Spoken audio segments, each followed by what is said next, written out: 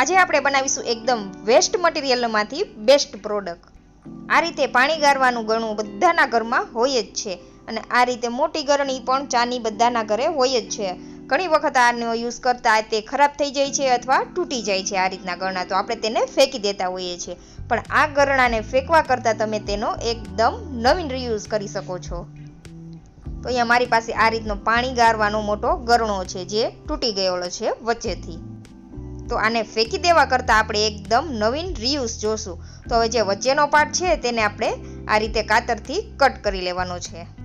અહીંયા મારી પાસે મોટો ગરણો છે. આ રીતે તમે ગમે તે ગરણી સાથે આ વસ્તુ બનાવી શકો છો.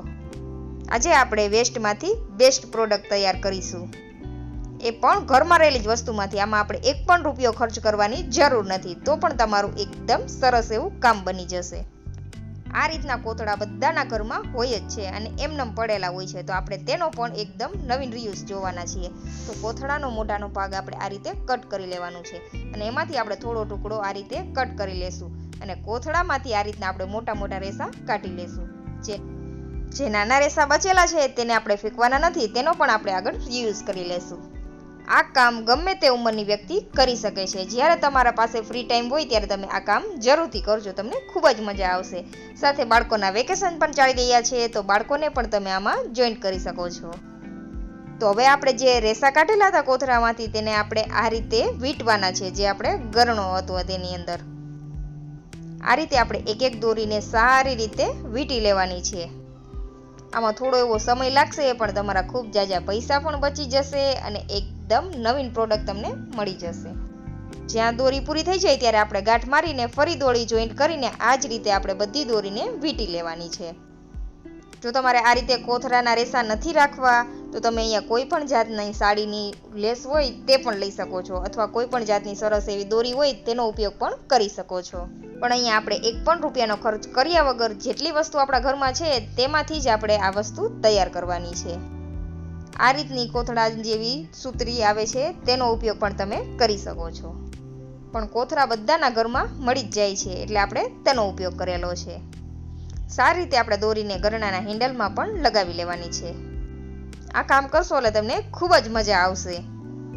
જો આ વસ્તુ તમે બાળકોને સાથે રાખીને કરશો તો બાળકોને તો ખૂબ જ મજા આવશે. તો અત્યારે વેકેશન ચાલી રહ્યા છે, તો બાળકોને સાથે રાખીને તમે આ વસ્તુ જરૂરથી બનાવજો. અને હજુ સુધી તમે ચેનલ ઉપર નવા છો અને ચેનલ સબસ્ક્રાઈબ નથી કરી તો ઝડપથી જાઓ અને ચેનલને સબસ્ક્રાઈબ કરી લો. અને આ વિડીયો વધુમાં વધુ તમારા ફ્રેન્ડ્સ અને ફેમિલી મેમ્બરમાં શેર કરજો, જેથી બધા સુધી આ માહિતી પહોંચી શકે. આ વિડીયો જોયા પછી કોઈ પણ વ્યક્તિ છે તે આ રીતની ગરણા ફેંકશે જ નહીં. આ રીતે તૂટેલા ગરણીના આપણે રીયુઝ કરી શકીએ છીએ. તો આપણે તેને ફેંકવા કરતાં આ રીતે ઘરમાં યુઝ જરૂરથી કરવો જોઈએ, જેથી આપણી પૈસાની પણ ખૂબ જાજી બચત થાય અને આ વળી વર્ષો વર્ષ પણ ચાલે છે. આને તમે વોશ કરશો તો પણ એકદમ નવું રહેશે. તો અહીંયા આપણે હેન્ડલમાં પણ સારી રીતે દોરી લગાવી દીધેલી છે. થોડો એવો સમય લાગશે, પણ તમે જોઈ શકો છો ફ્રેન્ડ્સ, આપણું પ્રોડક્ટ છે તે ખૂબ જ સરસ એકદમ બજારમાંથી લઈ આવ્યા હોય તેવું બનીને તૈયાર થશે. તમે અહીંયા જોઈ શકો છો થોડો ગ્રીન પાર્ટ દેખાઈ રહ્યો છે પ્લાસ્ટિકનો, પણ તેમાં પણ આપણે આ રીતે રેસા લગાવવાના છે. કોથળાના આપણે જ્યારે રેસા કાઢેલા ત્યારે આપણે મોટા રેસાનો તો ઉપયોગ કરી લીધો, પણ જે આ નાના રેસા બચેલા છે તેનો પણ આપણે રીયુઝ કરીશું. એટલે કોઈ પણ વસ્તુ આપણે અહીંયા ફેંકવાની નથી. જેટલા નાના રેસા બચેલા છે તેને આપણે આ રીતે હાથ વડે રોલ વાળી લેવાનો છે.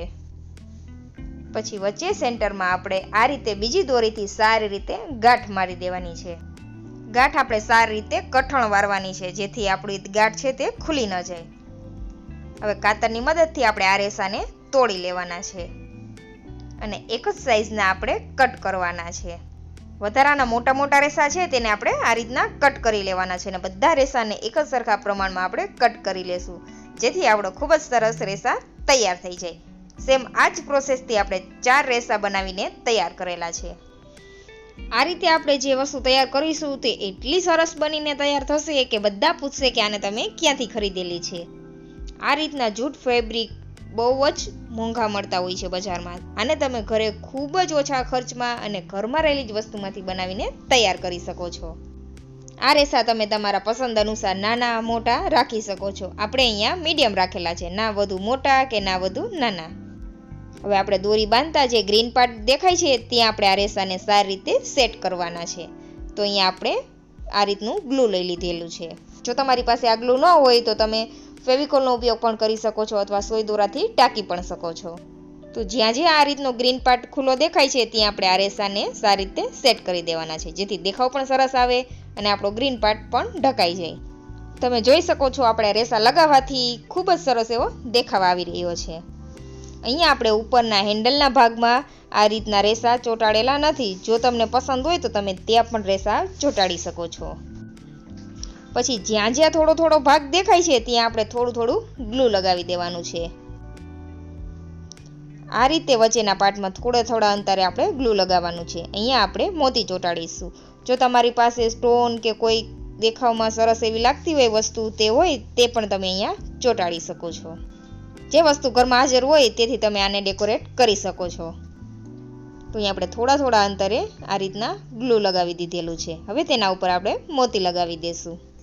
આ રીતના મોતી બધાના ઘરમાં હોય જ છે, એટલે આપણે આ મોતીનો પણ રીયુઝ કરી લેશું, જેથી તેનો દેખાવ પણ ખૂબ જ સરસ આવે. મોતીની જગ્યાએ જો તમારી પાસે નાના સ્ટોન હોય તો અહીંયા તમે સ્ટાર જેવો આકાર આપીને પણ ડેકોરેટ કરી શકો છો. તે પણ ખૂબ જ સરસ લાગે છે. મોતી લગાવી દઈ પછી 1 કલાક માટે આપણે આ ગ્લુને સુકાવા દેશું. તો મળીશું 1 કલાક પછી.